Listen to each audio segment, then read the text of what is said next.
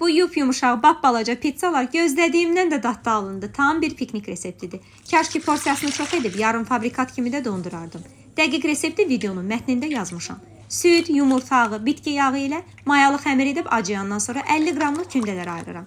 Kündələri strecləyib şişməsini gözləyirəm.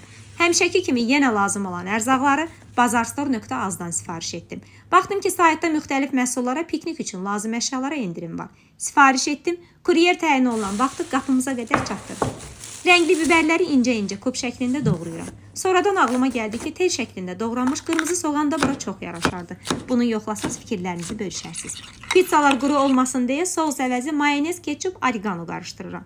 Stəkanı duru yağa batırıb, tək hərəkətlə şişmiş kündələrə bastırıb, içliyi üçün yer ayırıram. Soğuzu qaşıqla yayıb içliyi doldururam. 2 çeşid etdim, sasiskalı və toyuqlu.